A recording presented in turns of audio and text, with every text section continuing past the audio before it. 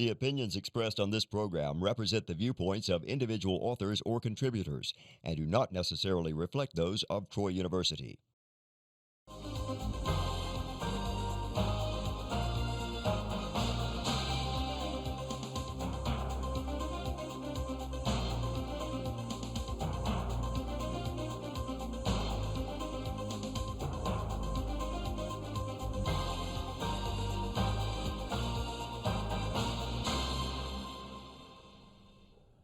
Welcome to International Insights. I am Doug Davis, and with me is Michael Slobodchikoff.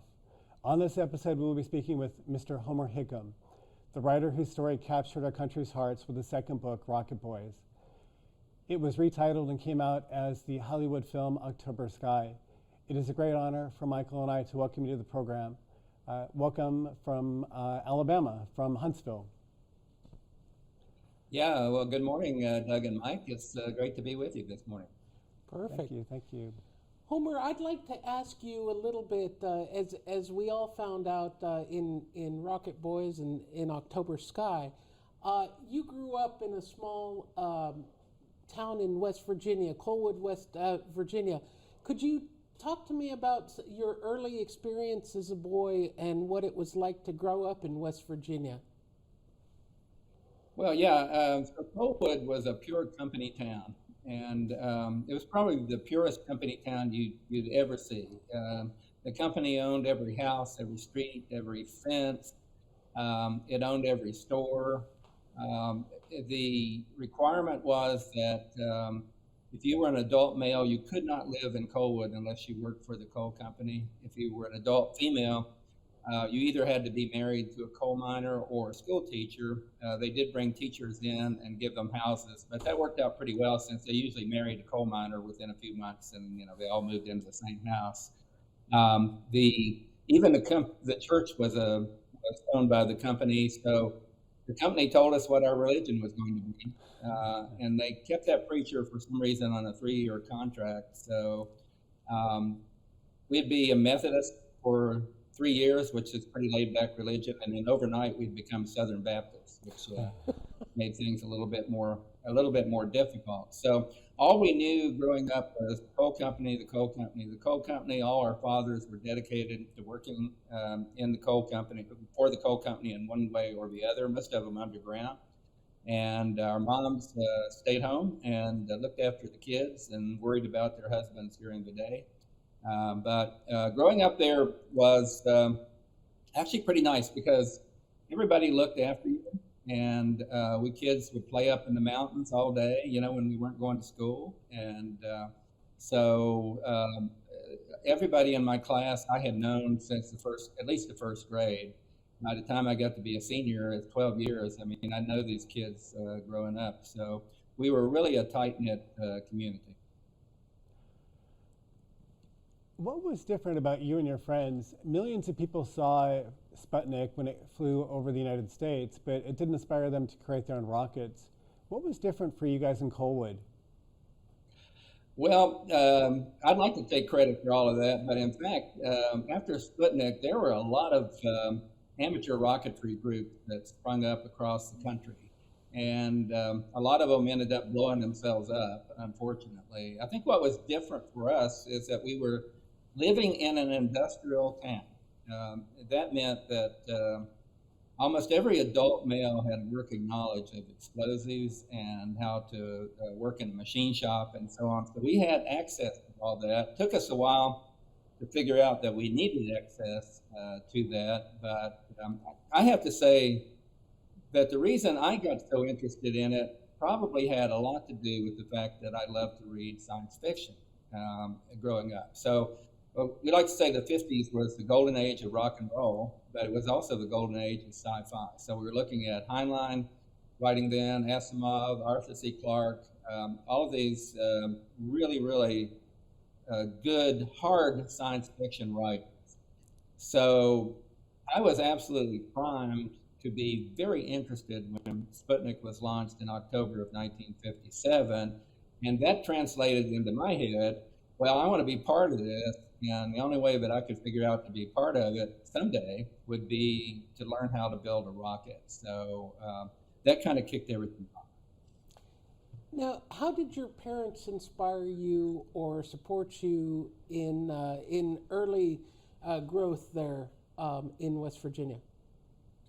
Well, Coalwood was a literate town, not illiterate, but a literate town. My parents belonged to several book clubs of the months, and so they were constantly reading. And all up and down the valley, people read. And we had an adjunct library there in Coalwood, part of the county library system. And we had a well-stocked school library. So I learned how to read before I went to school. And so they had a rule there in Coalwood that if you could go to the bathroom by yourself and tie your shoes, you could go to school. So I actually was a year younger than almost everybody in my class, because Mom, when I was 5 years old, said, "You're ready to go to school," and kicked me out. But I mean, reading that again, I mean, most people don't expect that. They think a coal town, you're just filled with people that don't read and don't pay attention to the outside world. But in fact, Coalwood was a bit of an anomaly in that regard, in that it was a well-read adults were well read in that town, and of course kids you emulate what your parents do. So we'd see them reading, and we wanted to read too. Now, as you were working on the rockets, none of them were successful. I think your first rocket blew up the fence in your mom's garden. What did you learn through the process of developing all these rockets? Well, blowing up my mom's rose garden fence started really the whole career of the Rocket Boys, because I don't know if I would have proceeded from there. It was such an awful failure, and I had no idea how a rocket would work. But my mom came out in the yard that night and basically challenged me to learn how to build a rocket, because I was the second son. I had an older brother, Jim, who was like the perfect son, and he did everything perfectly, made good grades, a football star, got all the girls, and he was a year older than me, 2 years actually, but one grade ahead of me. And my father just absolutely doted on him, and I was just more or less ignored. I was just a little squirt with thick glasses, and so he didn't pay much attention to me. So Mom felt like that my brother would go to college on a football scholarship, and she wanted me to follow my brother and also on a scholarship, or not on a scholarship, but go to college. But she had saved up enough money for me to go to college, but she knew that Dad would not allow it if he didn't think that I was smart enough to go, and he didn't think that at the time. So she challenged me that night to build a rocket, really to impress my dad, and I was gun ho for it. So okay, we're going to figure this out. And that's when I started gathering the other boys, including Quentin, the prototypical nerd of all time. He didn't live in Coalwood. He lived in another coal town about 8 miles away. And we recruited him, and then we started trying to figure out how to build these rockets. Now, who were some of the people who helped you tremendously as you were progressing through your career that you could highlight? You mean during the Rocket Boys era? Yes. Okay, so the first thing that we needed was to figure out how to manipulate these tubes and try to figure out how a rocket worked and how to make propellant and all that kind of thing. Quentin Wilson was in my same class there at Big Creek High School, and he knew about black powder and knew the ingredients for black powder, which we could get all of it at the company store for one reason or another. So that was going to be our initial propellant, but how to handle or find some kind of tube to handle it, to hold it, and to cause thrust to come out the other end. We had no idea how any of that worked. So I first turned to a small machine shop that was close to my house up near the coal tipple, and that's a composite character in the book. I called him Mr. Baikovsky. One of the two mechanics that were up there, or machinists, he was a Russian Jew, And he had always liked me for some reason, and so I kind of leaned on him a little bit, and he said, "I'll help you. I'll help you. We've got all the tubing here, and you just tell me what you want this thing to look like, and I'll build it for you," which he did. And with that, we were able to start launching rockets, but we were not able to figure out why they worked, just that they were starting to work. And ultimately, about a year later of experimentation, we got a new teacher at the Creek High School, and her name was Miss Frida Riley, and she was the chemistry and physics teacher there at the high school, and she took an interest in us. Big Creek was known as a big athletic school, a big football school, and when you walked in, you saw football, all kinds of athletic trophies in a trophy case from one end of the hall to the other, just packed. And that's what everybody focused on. And she felt like, especially with the advent of Sputnik, that there ought to be something in that trophy case for kids that were interested in science. And so she started encouraging us to enter science fairs. I was very reluctant to do that, and we didn't do it till our senior year. But Quentin said we needed the book. We didn't really know why rockets worked, and there was nothing in the library. So she went out with her own funds and bought us a book called Principles of Guided Missile Design. And I later saw in a Ph.D. program for rocket science. It required a working knowledge of calculus and differential equations from the first page. And I personally was having trouble with algebra at the time. So we had a lot to learn. Wow. What did Dr. Von Bron mean to you as a young man? And because he's in the background of the story a lot. Yeah. So Werner von Braun, of course, was up here in Huntsville. And we didn't know that. I thought he was down at Cape Canaveral during all that time.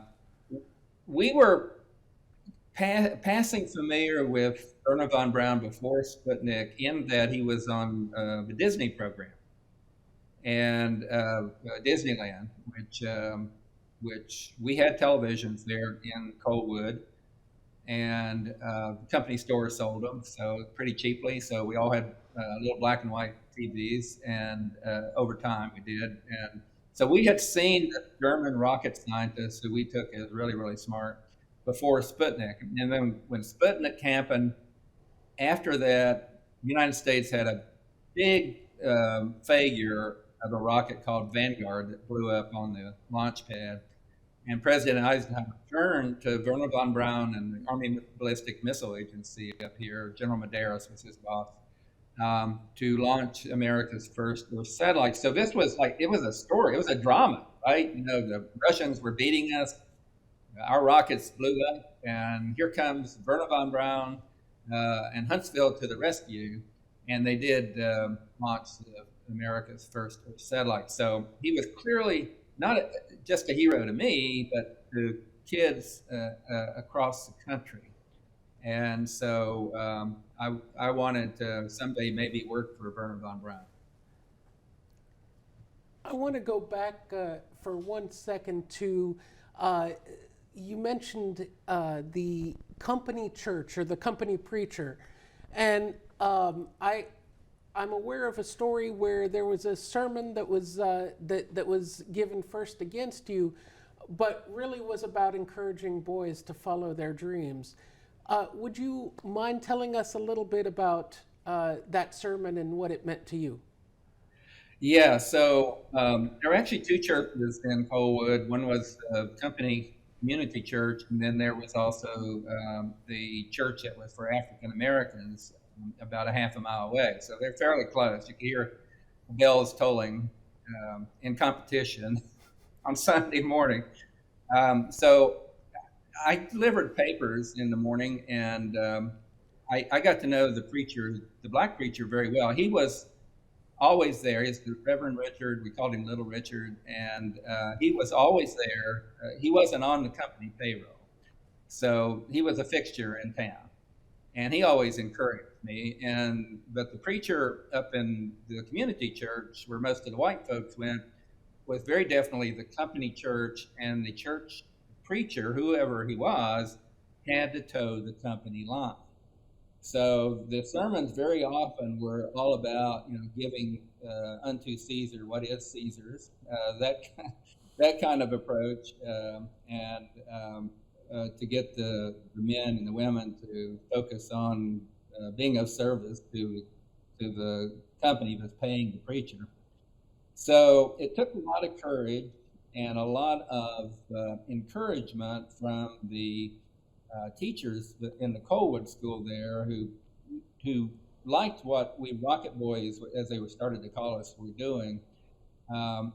There was a lot of complaints that we were stinking up the town and we were going to blow ourselves up and everybody else up, and so we needed to find a launch range somewhere. So the Reverend Lanier, at the encouragement of our teachers, got up and preached a sermon and quoted some quotes from the Bible that had to do with sons respecting fathers, which everybody in the congregation liked that, but also fathers respecting sons.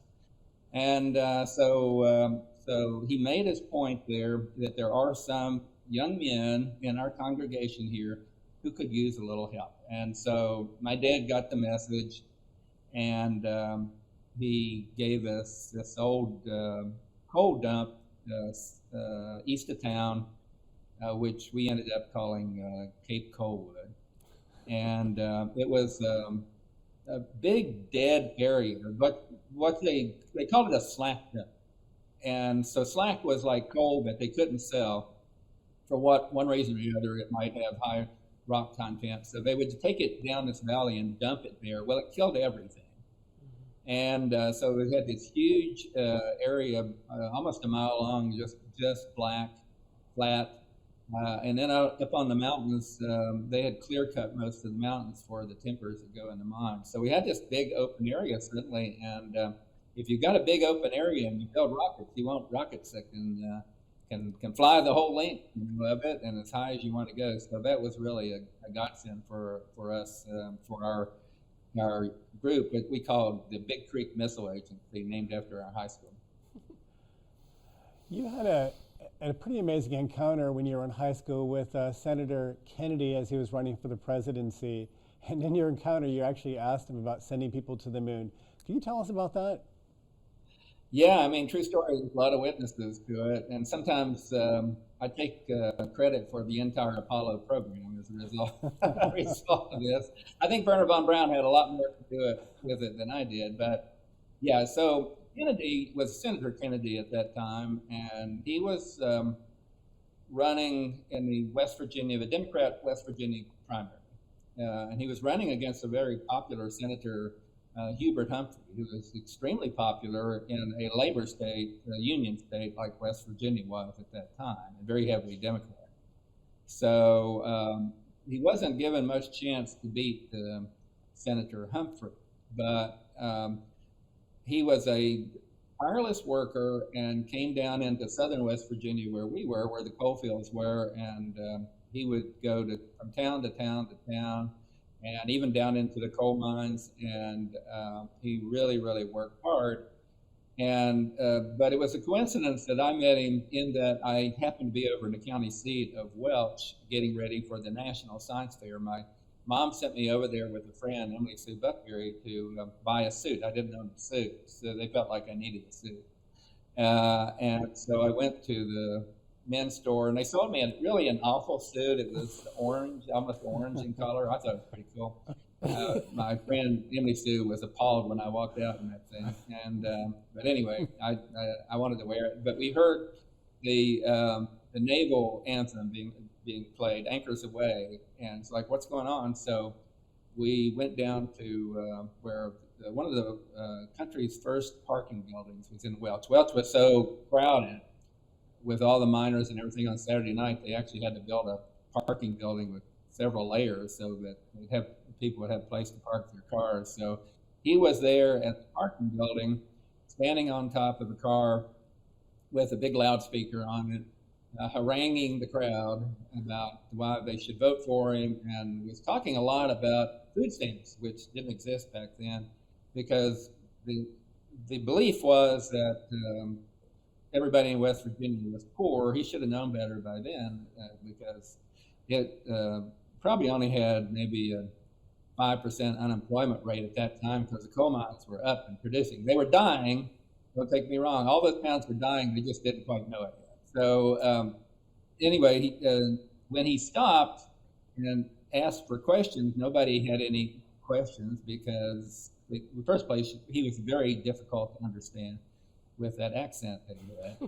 And but I raised my hand because, I'm the rocket boy and I'm interested in space. And I thought, well, I'll just ask. And so I asked him, what do you think we ought to do in space? And I'll bet you Jack Kennedy had not given 30 seconds thought about space. I never thought he'd get that question in West Virginia. But he said, I'm getting some. Hang on just a second. I'll get Alexa to be quiet here.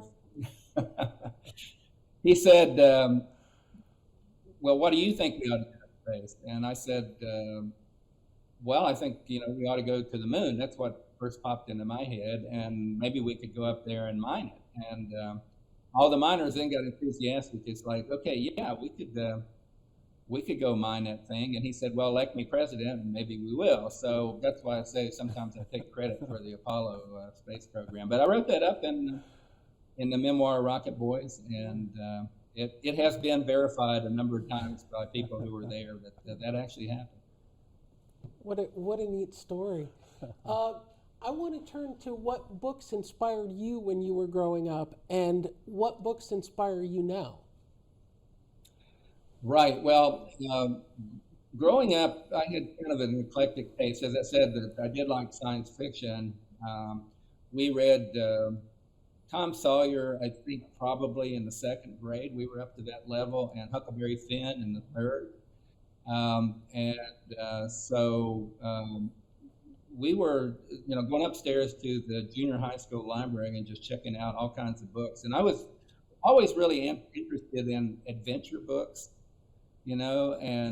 So whatever books that were talking about going and exploring Africa and India and all that kind of thing, I definitely always had my nose in a book. I read all the Hardy Boy books, and when I finished with the Hardy Boy books, I read all the Nancy Drew books, the Bob C. Quinn books. So we read all of that we could get our hands on. I mean, later on, I still like adventure books. I like Patrick O'Brien quite a bit, his Master and Commander series. I go back and reread those every once in a while. It's safe for me to read Patrick O'Brien because I don't write like that. So I'm not going to try to emulate him. I love, of course, Steinbeck, but I can't read, when I'm writing, which is almost all the time, I can't read Steinbeck because I start writing bad Steinbeck. So I can't do that. Rick Bragg's another one. If I read Rick Bragg, and I've read all his stuff, I do tend to start copying his style, which is not good. I have to kind of let things have a little fallout for a while before I start writing so that my style comes out and not some other authors. You've written a lot of fiction as well, and in one of your stories, it's called Carrying Albert Home. It's about your mom and dad bringing their pet alligator to Florida to set them free. And this is true fiction. Can you tell us about that story? Yeah, so Carrying Albert Home is next to Rocket Boys, my most popular book, and it's a big. I have a lot of fans that have book clubs, so it's a big book club choice.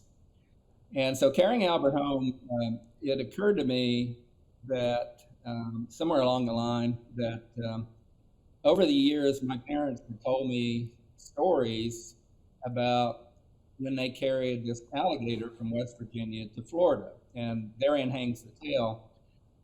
So why did they have an alligator up in West Virginia? It was because my mom and dad graduated from the same high school in West Virginia, Gary High School, and Dad immediately asked her to marry him, and she said, "No, I'm going to go to Florida and live with my Uncle Aubrey."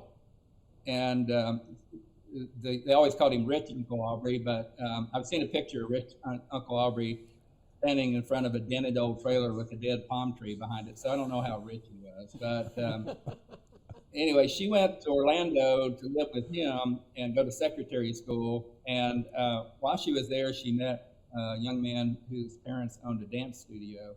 And he turned out to be Buddy Ebsen, who later was well known as Uncle Jed on the Beverly Hillbillies and Barnaby Jones and so on. So they fell in love, and my mom almost married him, but he was called off to New York first to work as an actor. And so he kind of abandoned her, and she went back to West Virginia and ultimately ended up marrying my dad. And Buddy, when he heard about it, sent her a baby alligator as a wedding gift. And she called it Albert, and she raised it in the bathtub, and until it got too big, and chased my dad down the stairs. So the story went, and he yelled, "Elsie, it's either me or this alligator." And after a few days of thinking it over, she said, "Okay, but we have to carry Albert home." And so they did. He got permission to put Elsie, his wife, and Albert in the back seat, and off they went to Florida.